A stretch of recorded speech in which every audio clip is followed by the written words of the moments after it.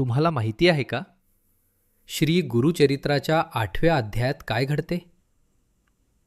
श्री गुरुचरित्राच्या 8व्या अध्यायात गुरूंच्या कृपेने भक्तांचे संकट कसे दूर होते याची एक सुंदर कथा सांगितली आहे. एक ब्राह्मण भक्त अत्यंत श्रद्धेने गुरूंची सेवा करत होता.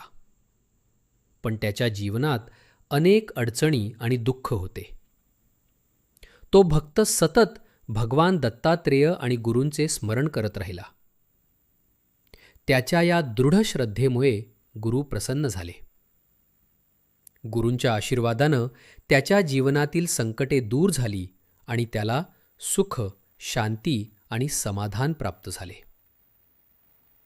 या अध्यायातून असा संदेश मिळतो की गुरूंवर पूर्ण विश्वास आणि श्रद्धा ठेवली तर जीवनातील कितीही मोठे संकट असले तरी गुरु त्यातून मार्ग काढून देतात.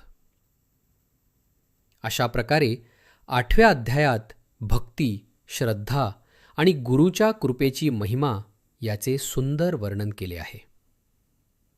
पुढच्या भागात आपण श्री गुरुचरित्राचा 9वा अध्याय ऐकूया.